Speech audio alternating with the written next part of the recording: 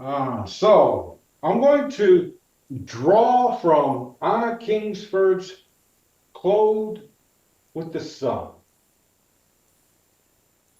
And in this, she writes, I haven't read much of it, but what I have read seems to be visions that she is sharing.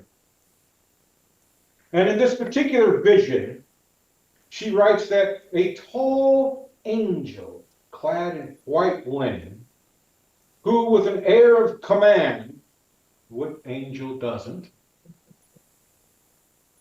was directing a party of men engaged in destroying and throwing into the street numerous crucifixes, Bibles, prayer books, altar utensils, and other sacred emblems. And she writes, as I stood watching, somewhat scandalized at the apparent sacrilege, a voice at a great height in the air cried with startling distinctness, and I'm going to pause there. And I'm going to ask your thoughts about these items being cast out. Does any of this sound familiar?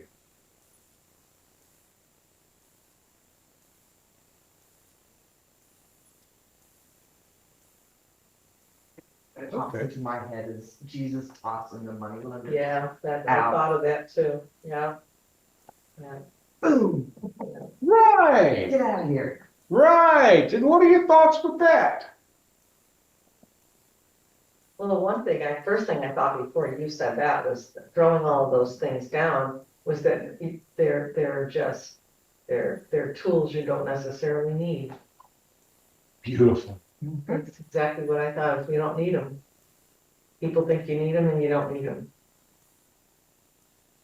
So, Beautiful. What are your thoughts, Connie, since you're right in front of me? I really don't have any. Okay. How about you, Sandy? Well, I just agree with Sharon. I think that if you don't need them, cast them away, let them go. Yeah, that's basically my thought too. Mhm. And Beth? Oh, same thing. I mean, that they're kind of man-made. Are they man-made? Well, Everything is man-made, isn't it? it's like mankind's the one who puts the interpretation on it and the meaning behind it rather than anything Well, that was tested to be true. let me ask you this question then. Harry Potter needs his wand. Let me ask you this question then. Is there anything that mankind hasn't, how did she put that? Created, I have no idea. infused with power, Attributed to, attributed to? Mhm. Okay. Is there anything? Probably not. Yes, no. not external, no. Okay. Internal? Internal, you can apply whatever feeling you want to an item. Ah, okay. Like people carry rabbit's foot, makes them feel safer, things like that. Okay. Well, it still Doesn't mean comes it back. doesn't mean it came from the gods, but in their mind, emotionally, that's how they feel. Okay. Anybody, any other thoughts? Well, there's symbols. Yes. Who assigns meaning to the symbols? The individual does, or the organization. And so. You were right the first time. Everything is subservient to the individual. Everything. You can be part of an organization, but it's still subservient to you because you can always leave. Unless, of course, you work someplace where it's all union, and then you'd have to really leave. Mhm. But, everything is subservient to you. What's on the inside, the value you attribute to stuff, it still comes back to you. Now you have to keep in mind, when they say man or the people, it's because they don't want to single anybody out. But in all actuality, they're talking about you.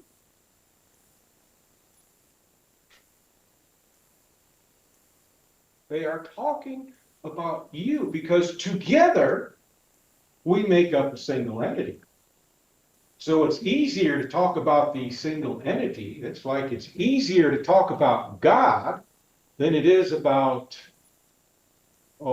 Beth or my brother. It's easier to talk about God because we can, it's all his fault. It's all God's fault. That's the nice thing about having a group forming a single entity. You don't have to blame anybody. Doesn't make it right. So this voice, a great height in the air, cried with startling distinctness, all the idols shall he utterly destroy.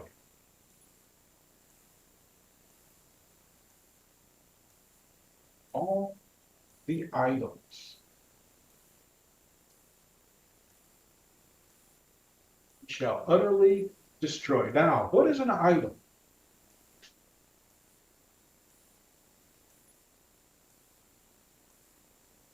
Thoughts? A rabbit's foot. Connie had a good one there. A rabbit's foot. It's an item or something that you put the power into that you feel is protective or gives you good thoughts or it's whatever you want it to be. I could idolize my Tupperware cup right here just because I like what comes out of it. Exactly. And all these things, crucifixes, Bibles, prayer books, altar utensils, what do they all represent?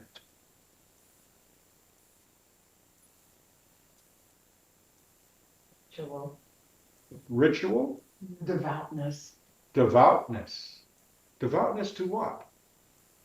their God, whoever believe in it, a deity, a supreme being, an idol.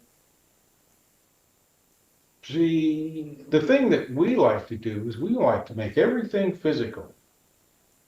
Mhm. We like to make everything physical. So we call anything physical that is a representation an idol, forgetting that ideas are just as tangible, just as substantial as everything else.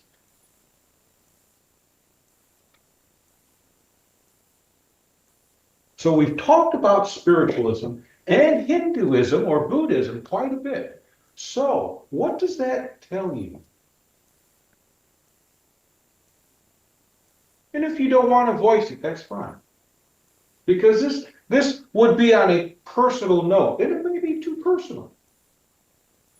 It may be too personal. Well, it's funny because when I look at those symbols, I'm not, and I even have a few of them at home. Statues of some of those things you showed. And I don't look at them, I almost look at them with reverence. I don't look at them as idols or bad or, I look at them, I don't know, I look at them as rather spiritual. Otherwise I wouldn't have them. Representations of something. They give a physical aspect to an idea. I say it, I see the people that they serve as being more spiritual. I don't know why, I don't know if I'm explaining it right, but You've got the right idea there. I just look at them as very reverent um, and they do it in a simple way. They, if they question it, they just do it. I'm not sure if I'm not sure, if I never really thought about it. Well, exactly, yeah, Buddha, same thing, the Buddha, Yes, same thing, same thing, yeah. same thing. This represents the whole, everything that you are explaining.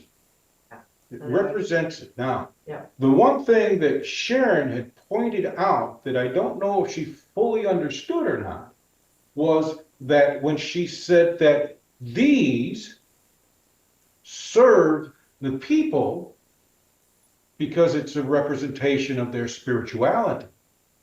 However, what happens when the people serve this?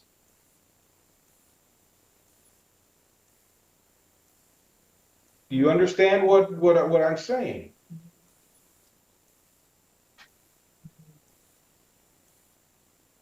So I'll ask Sandy.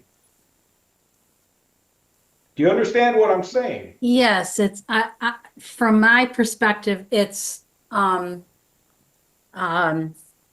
serving the messenger more than the message. Okay, that's one way of putting it. Okay. I like And that. and I think of symbols, I don't know why it kept coming up to me as rosary beads and how it is a symbol. But I mean, I think that it helps, I guess in that respect, it might help people to be more focused in their prayer. It's not a bad thing. You know, it's a tool, that helps one to focus in a higher spiritual way, perhaps, and a discipline. It's a discipline too. So, I mean, I don't think it's a bad thing, but I think I kind of get what you're saying about the when you focus, when you worship that more than what that represents, then you've lost the the the message. That's kind of how I look at it. And Precisely. it's easy to do that. Mhm.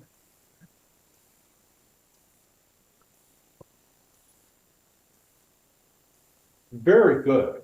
Very good. Because that's what is being suggested here. Is that you worship these items. You worship a crucifix, you worship the Bible, you worship the prayer books, you worship the altar utensils, you worship all of these objects, but you do not comprehend or demonstrate what they represent. And that's huge. It is huge because when you no longer apply the meanings of these, then they have become something else. It's like the Bible. People hold up the Bible and say, this is the truth. This is, oh wait, here, I got something right here. There we go. They hold up the Bible and they say, this is the truth. Nothing can contradict this. They are worshiping these pages. They are worshiping the ink. Because what it teaches,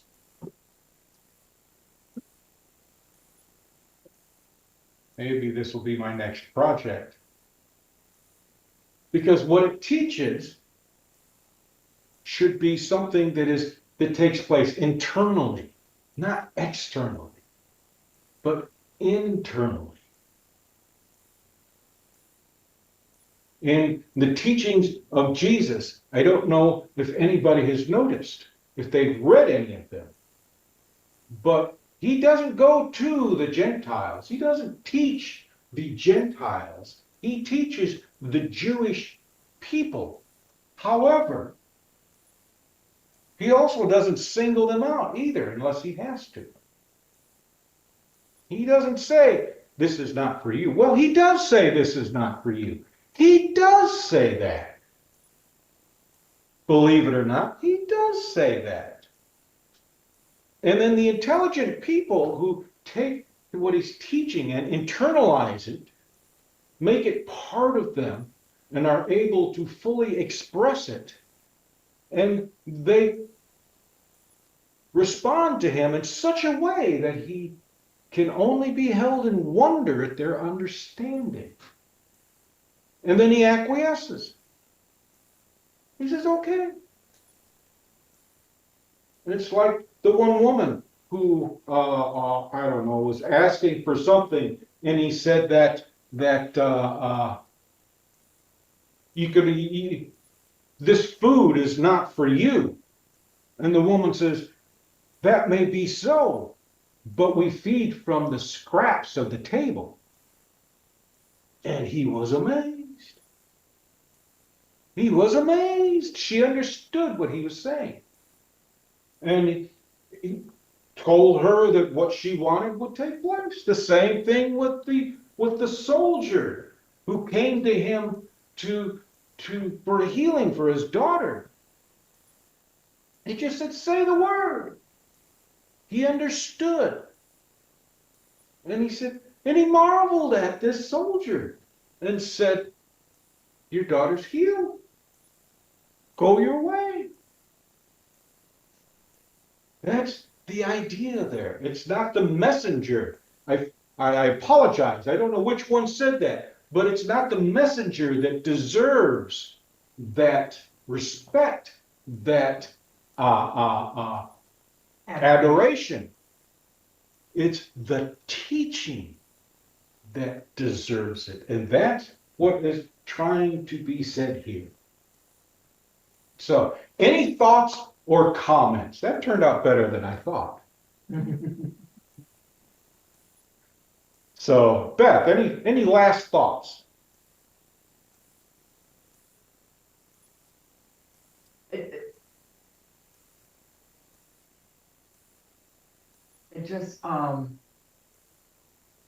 just amazes me. Well, I guess it explains how instead of thinking and internalizing, people just accept it face value and turn and idolize the speaker. And that I watched, Jim Jones documentary, and it's like how these cults form. Yeah. And it's yeah. like, Yeah, it's incredible. and then how people just, sure, it might not be a cult, but they start idolizing these Taylor Swift. Oh my God. Yeah. Trump. Yeah. Oh yeah. Yeah. Any kind of star, media, or rock and roll leader or something. Authority figure. Just leave it at that. Authority figure. Charismatic kind of. It's the people that see them as a person of authority. Yeah. Right. Now, don't misinterpret authority as meaning one who knows the truth, because that's not the case. Right. There are many ministers and spiritual gurus who are people of authority. And what makes them people of authority is that they just resonate with where the other people are at. They just resonate with it. And that's what you're referring to, is a resonation. Charismatic personality. Yes. It's something that it feeds people. What is it that the soul needs? recognition. It needs to be known, it needs to be seen. There's nothing wrong with that. But we teach everybody that no, you don't do that. Don't do that. Don't make yourself known. Don't speak up. Don't say if anything is wrong. We teach people not to do that. We condition them to repress any of that stuff. And because they're taught to repress that, they experience mental difficulties. I'm not going to say mental problems or poor mental health. It's difficulties comprehending something. And 9 times out of 10, the mental difficulty is not the person who's diagnosed with it, but everybody else who refuse to attempt to understand it.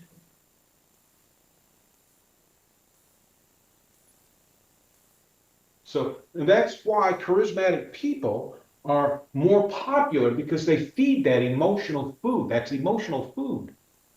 And we need that. That's why we hang out in groups. So we feel good about ourselves. If we feel good about ourselves, we feel good about everybody else.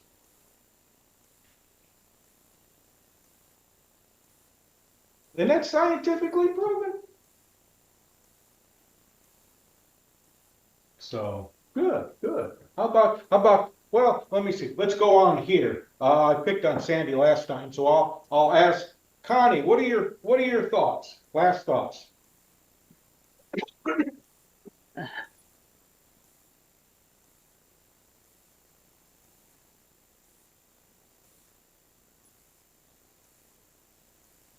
You do realize you flicked on and off, or unmuted and muted, Connie.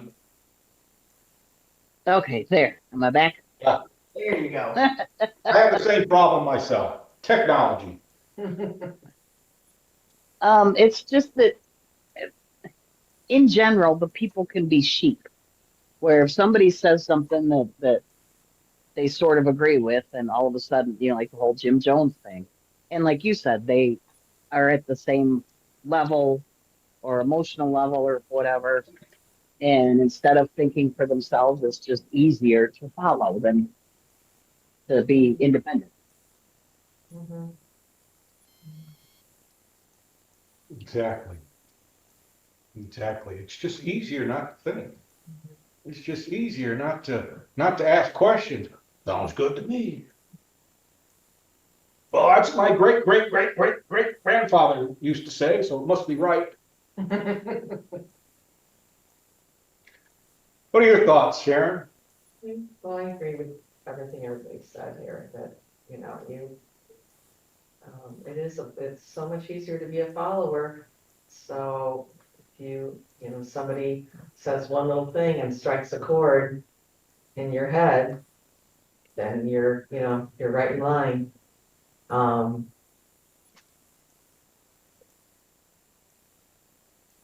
it's not a good thing, I mean, I guess it all depends on who you're following. Somebody like Taylor Swift is she has a lot of following, but I think generally speaking, she's a good person. She does help out communities, and she does do a lot of good things. I don't know that much about her, honestly. According to the headlines. Yeah, I mean, yeah, but, and honestly, I don't care about, live your life. It's fine with me, she's not hurting anybody that I could tell. Other people, it's not so much, but, you know, the, but I think people should, like you said, like the scripture you said before about learning the truth. Um, if you're a person who likes to investigate and do that, a lot of people don't. They just follow along and go with the flow. But yeah, it's a tough call, because I think because we as a society right now in our lives, we're so bombarded with so much information, right or wrong, true or false. there's just so much, people just are too tired to look up anything, and they just take it at face value, a lot of it. And now with AI and all that stuff, I mean, I don't think it's gonna get better. I think it's gonna get worse before it gets better, until we can come around and say, wait a minute, stop, just stop it. I think a lot of people are stopping it now because people are tuning out. I think tuning out news, Well, tuning out a lot. That's the worst thing Yeah, that they can do, it is to is. tune It out. is, but they're just overloaded. I think people just don't want to hear anything else. They're done. And I'm kind of in that boat myself right Yeah. now, but I think, but, hopefully the pendulum hopefully it'll swing back, and Just remember, yeah, you are the pendulum. yeah, yeah, you're right. You're right. You are the pendulum. It'll take time. So you're the one doing the swinging. Sure, The thing is, are you aware of where you're swinging? Because you control your swing. yeah. Probably not so much, probably not so much right now, but hopefully, things will even out. Time to come. The key is ask questions. That's the key. The key to knowledge is to ask questions. And here's a little something for you to think about. Those people who are crying, you're just sheep following everybody else.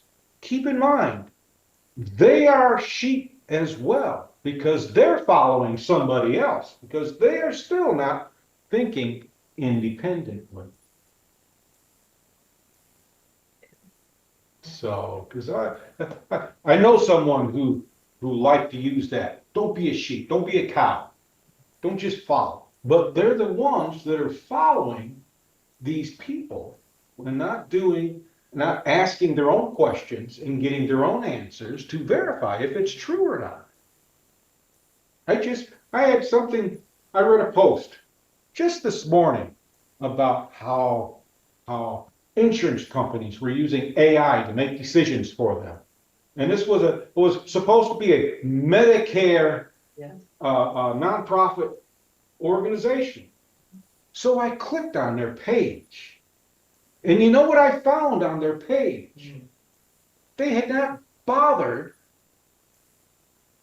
to be verified through Facebook.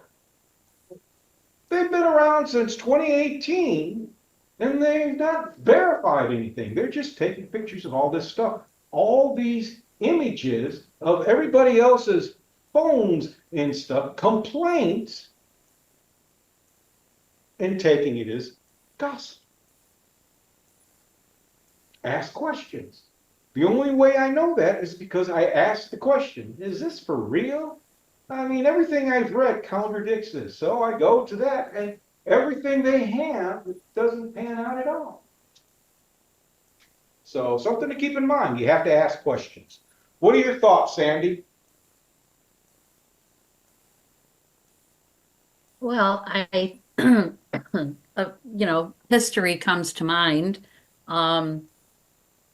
Certainly the biggest issue of the last century was Hitler and his influence on millions of people, and he gave them a grievance, and they latched themselves right to it, and the result was millions and millions of people killed, and an entire continent in ruins, and certainly many other horrible things that happened after that. The attempted annihilation of a whole race of people. So I think the implications are so strong that history, it's possible for it to repeat itself, because I don't feel like people have really learned that lesson. And it's terrifying, because I feel like in a lot of ways, it's happening again because people don't, like you said, don't take any time to investigate anything, to question anything. And this is the age of the lies and all of the, conspiracy stuff and all of that. And no one seems to take any issue with it. And so it just it's terrifying. So I agree. Uh, there certainly are. I'm not saying there are only bad, only negative situations, although last century, I mean that's a huge lesson. But if people, again, when you get more removed from that, one tends to think of it less and not think of it as anything to look in, to learn from. But there are also, I think, many good people who send good messages, who send positive messages, just, in a lot of different ways. Uh, so I guess I don't want to say that everything is doomed. I don't want to say that. I guess I kind of sound like I am. I just can't believe it. I can't believe that. However, it's really hard right now to find anything positive. But, we all have to, like you said, we have to investigate. We have to question. When we don't question and we give someone the power, and we are freely giving them the power and the potential to destroy everything. So it's giving someone that power is a very it's a very important thing to consider before you give it. That's all I'm saying. Because once it's given, it's very hard to ever get back. So that's just kind of, I know I'm sort of, I don't mean to sound like negative Nelly, but I guess I am. But it's a lesson. It's a good lesson that we have to be inquisitive. We have to be discriminating. We have to learn about what's being said and make our own intelligent, wise decisions. That's all. There you go.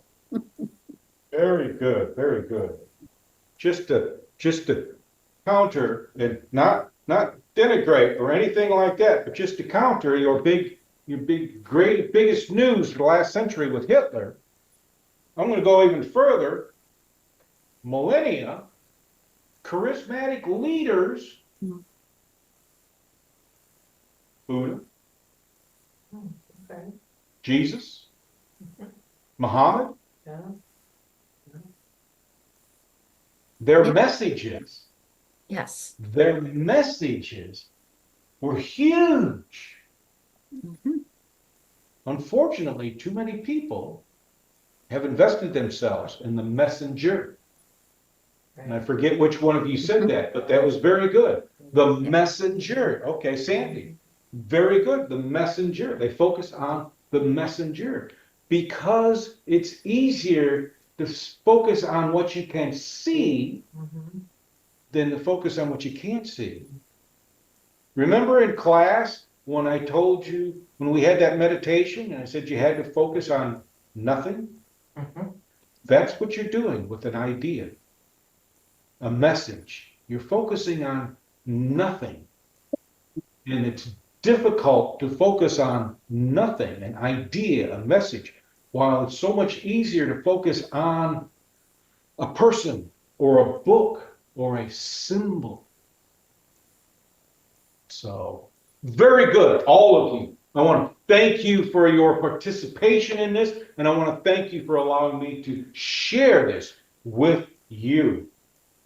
And now this is your opportunity to stretch